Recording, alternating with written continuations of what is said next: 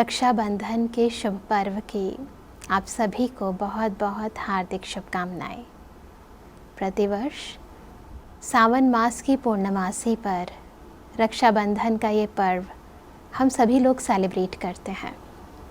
यूँ तो आमतौर पर देखा जाए तो रक्षाबंधन बहन और भाई दोनों के प्यार को सूचित करता है। आपस में प्यार, सद्भाव, सहयोग की भावनाएं पुनः जागृत करता है। परंतु जो भी त्यौहार भारतवर्ष में मनाया जाते हैं, देखा जाता है कि ये सभी त्यौहार अपने बीच में बहुत सारे पौराणिक, आध्यात्मिक, व्यावहारिक, शास्त्रीय पक्ष लेकर आते हैं। यूँ तो देखा जाता है कि बहन और भाई का त्यौहार भी, यदि इस त्यौहार को हम मानते हैं तो सदा ही बहन को भाई की सुरक्षा की आवश्यकता हो, ये तो पॉसिबल ही नहीं है।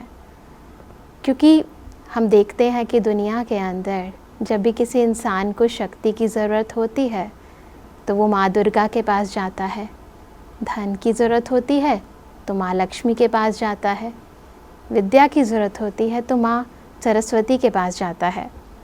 तो ऐसे में ये कहना कि नारी सदा से ही कमज़ोर रही और उसे सुरक्षा की आवश्यकता रही, ये कहना तो सत्य सिद्ध नहीं होता है।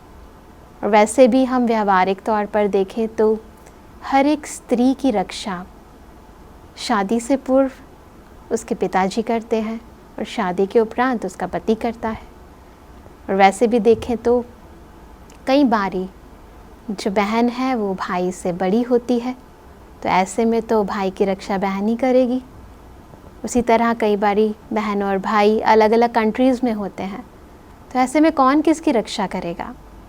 तो व्यावहारिक तौर पर भी देखा जाए तो रक्षाबंधन का त्यौहार इतने सीमित दायरे तक दिखाई नहीं देता।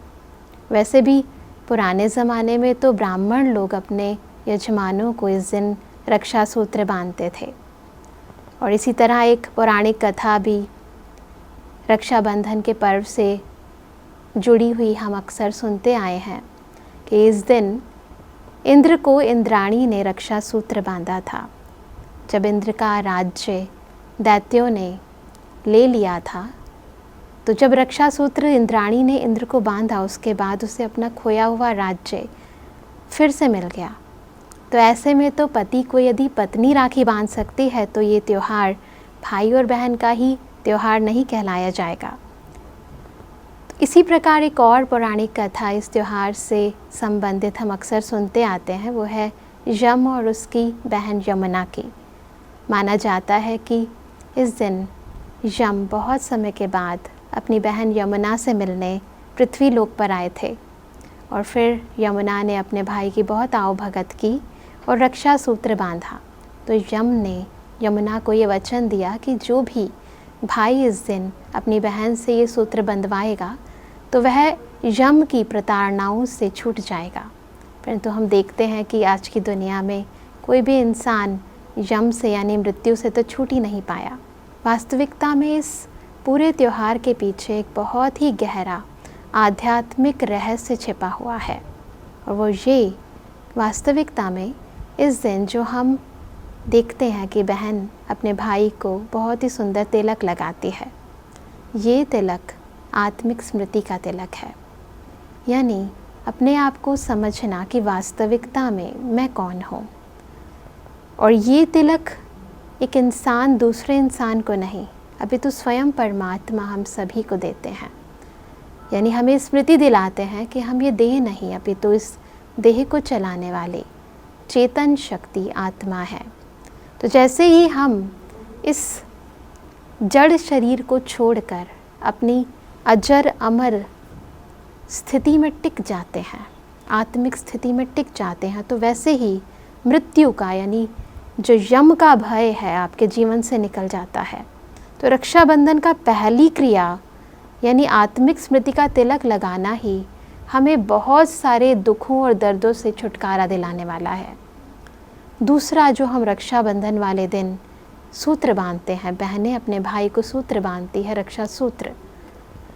सूत्र यानी प्रॉमिस करना, प्रतिज्ञा करना। क्या प्रतिज्ञा करनी है?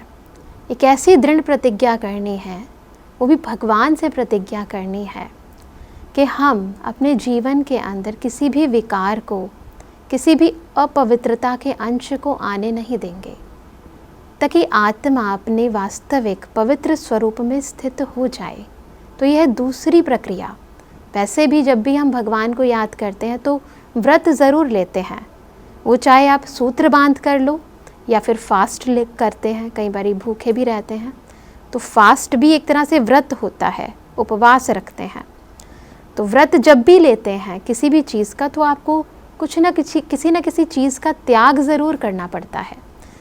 तो वहाँ पर तो हम भोजन का त्याग करते हैं, परंतु यहाँ पर हमें विकारों का त्याग करना है। काम का, क्रोध का, लोभ का, मोह का, अहंकार का, ईर्ष्या का, द्वेष का, भय का, आलस का, अलबेलेपन का, न जाने कितने सारे मनोविकार हम सभी के अंदर हैं। ये भावनाएं जो नकारात्मक हैं, इनका त्याग करना, यही वास्तविकता में सच्चा रक्षा बंधन मनाना है। तो यदि हम ये दृढ़ प्रतिज्ञा करते हैं, ये रक्षा सूत्र खुद भी बांधते हैं और दूसरों को भी बांधते हैं, तो हम परम पिता परमात्मा को प्रसन्न कर सकते हैं और अपने जीवन में भी सुख शांति ला सकते हैं। और साथ ही इस दिन हम देखते हैं कि सभी एक दूसरे का मुख मीठा भी करते हैं, मिठाई खिलाते हैं। तो मुख मीठा केवल कुछ पलों के लिए नहीं, अभी तो मन को मीठा करना, और उसके लिए मन में जो एक दूसरे के प्रति कड़वाहट आ गई है, उसको निकालना बहुत ज़रूरी है। तो रक्षाबंधन का जो त्यौहार है वो हमारी भावनाओं को, हमारे मन को, हमारी बुद्धि को, हमारे संस्कारों को परिवर्तन करता है, हमारे अंदर एक नई जागृति लेकर आता है, हमारे अंदर के विकारों को सदा के लिए ख़त्म करता है और परमात्मा के साथ हमारा जो सानिध्य है उसे और ज़्यादा गहरा कर देता है, क्योंकि भगवान को पवित्रता बहुत प्रिय है।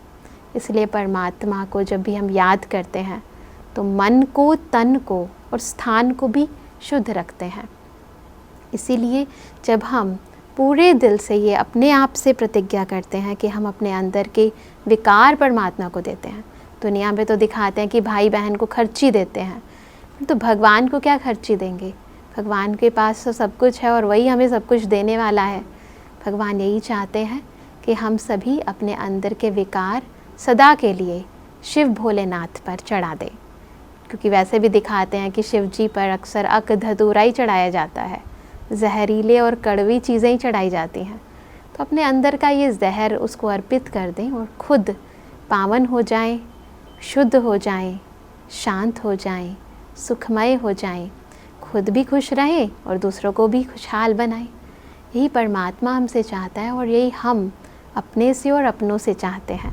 तो इस रक्षाबंधन के पर्व पर आप सभी एक नए तरीके से, जो स्थूल रीति से हम मनाते हैं वो तो मनाएं, परंतु इस आध्यात्मिक रहस्य को गहराई से समझकर यदि ये पर्व मनाएंगे तो आप देखेंगे कि ये त्यौहार कुछ दिनों का नहीं, परंतु हर दिन का, हर पल का बहुत ही खूबसूरत, खुशियों भरा त्यौहार बन जाएगा।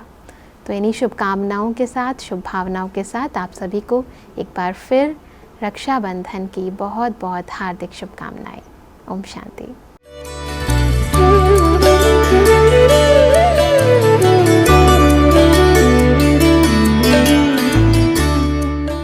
आप हमारे संत वाणी चैनल को सब्सक्राइब करें, वीडियो को लाइक करें, शेयर करें और हाँ, बेल आइकन पर क्लिक करना बिल्कुल ना भूलें, ताकि हमारी किसी भी वीडियो की सूचना सबसे पहले आपको मिले।